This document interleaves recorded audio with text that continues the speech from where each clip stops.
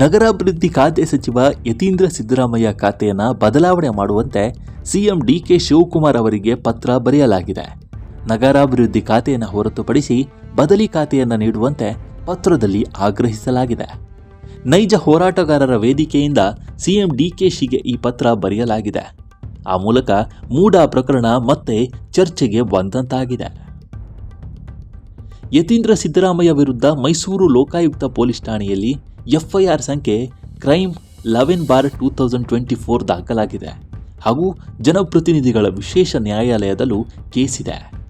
Karnataka high court writ ಅರ್ಜಿ ಹಾಗೂ ಜಾರಿ ನಿರ್ದೇಶನಾಲಯ ಕೂಡ ಪ್ರಕರಣ ದಾಖಲಿಸಿಕೊಂಡಿದೆ. ಸಚಿವ ಡಾಕ್ಟರ್ ಯತೀಂದ್ರರವರ ತಂದೆಯವರಾದ ಮಾಜಿ ಮುಖ್ಯಮಂತ್ರಿ ಸಿದ್ದರಾಮಯ್ಯನವರು A1 ಹಾಗೂ ಯತೀಂದ್ರ ಅವರ ತಾಯಿ ಪಾರ್ವತಿಯವರು A2 ಆಗಿರುತ್ತಾರೆ ಎಂದು ಪತ್ರದಲ್ಲಿ ಉಲ್ಲೇಖ ಮಾಡಲಾಗಿದೆ. ಜನಪ್ರತಿನಿಧಿಗಳ ವಿಶೇಷ ನ್ಯಾಯಾಲಯದಲ್ಲಿ ಯತೀಂದ್ರರವರ ತಂದೆಯವರಾದ ಸಿದ್ದರಾಮಯ್ಯ ವರ್ಸಸ್ ಸ್ನೇಹಮಯಿ ಕೃಷ್ಣ PCR 42/24 ಪ್ರಕರಣ ದಾಖಲಾಗಿದೆ. ಈ ಮೇಲ್ಕಂಡ ಎಲ್ಲ ಪ್ರಕರಣಗಳಲ್ಲಿ ಮೈಸೂರು ನಗರಾಭಿವೃದ್ಧಿ ಪ್ರಾಧಿಕಾರದಿಂದ ನಡೆದಿರುವ ಆರೋಪವಾಗಿದೆ. ಬದಲಿ ನಿವೇಶನ ಹಂಚಿಕೆಯ ಪ್ರಕರಣದಲ್ಲಿ ಸಚಿವರಾದ ಡಾಕ್ಟರ್ ಯತೀಂದ್ರರವರ ತಂದೆ ಮತ್ತು ತಾಯಿಯವರು ಆರೋಪಿತರು ಎಂದು ಪತ್ರದಲ್ಲಿ ಉಲ್ಲೇಖ ಮಾಡಲಾಗಿದೆ. ಈ ಪ್ರಕರಣಗಳು ನ್ಯಾಯಾಲಯದಲ್ಲಿ ವಿಚಾರಣೆಯಲ್ಲಿ ಇರುವಾಗ ನಗರಾಭಿವೃದ್ಧಿ ಇಲಾಖೆಯ ಗುರುತರ ಜವಾಬ್ದಾರಿಯನ್ನು ಹೊಂದುವುದು ಸರಿಯಲ್ಲ. ಆರೋಪಿತರ ಮಗನಾಗಿರುವ ಡಾಕ್ಟರ್ ಯತೀಂದ್ರರವರನ್ನ ತಕ್ಷಣಕ್ಕೆ ಜಾರಿಗೆ ಬರುವಂತೆ ನಗರಾಭಿವೃದ್ಧಿ ಸಚಿವರ ಹೊಣೆಗಾರಿಕೆಯಿಂದ ಬಿಡುಗಡೆಗೊಳಿಸಿ ಬದಲಿ ಖಾತೆಯಲ್ಲಿ ಅವರನ್ನು ಸಚಿವರನ್ನಾಗಿ ಕಾರ್ಯನಿರ್ವಹಿಸಲಿ ಎಂದು ಆಗ್ರಹಿಸಲಾಗಿದೆ. ಒಂದು ವೇಳೆ ಯತೀಂದ್ರ ಅವರು ನಗರಾಭಿವೃದ್ಧಿ ಇಲಾಖೆಯ ಹೊಣೆ ಮುಂದುವರಿಸಿದ್ದಲ್ಲಿ ಸ್ವಹಿತಾಸಕ್ತಿಯ ಸಂಘರ್ಷವಾಗುತ್ತೆ. ತಂದೆ ತಾಯಿಯ ರಕ್ಷಣೆಗಾಗಿ ಅಧಿಕಾರವನ್ನು ದುರುಪಯೋಗ ಪಡಿಸಿಕೊಳ್ಳುವ ಸಾಧ್ಯತೆಗಳಿವೆ.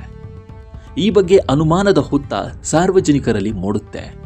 ಯತೀಂದ್ರಗೆ ಬದಲಿ ಖಾತೆಯನ್ನು ನೀಡಿ ಅವರು ಕೂಡ ಯಾವುದೇ ಒತ್ತಡ ಇಲ್ಲದ ಸಾರ್ವಜನಿಕರ ಸೇವೆ ಮಾಡಲು ಅನುವು ಮಾಡಿಕೊಟ್ಟಂತಾಗುತ್ತೆ. ಇದರಿಂದ ರಾಜ್ಯದ ನಾಗರಿಕರಲ್ಲಿ ಮೂಡಿರುವ ಅನುಮಾನಕ್ಕೆ ತೆರೆ ಎಳೆದಂತಾಗುತ್ತೆ ಎಂದು ನೈಜ ಹೋರಾಟಗಾರರ ವೇದಿಕೆ ಪರವಾಗಿ HM ವೆಂಕಟೇಶ್ ಪತ್ರವನ್ನು ಬರೆದಿದ್ದಾರೆ.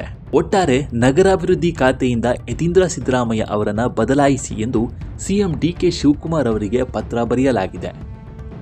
ಈ ಬಗ್ಗೆ ಚರ್ಚೆಗಳು ಕೂಡ ನಡೀತಾ ಇವೆ.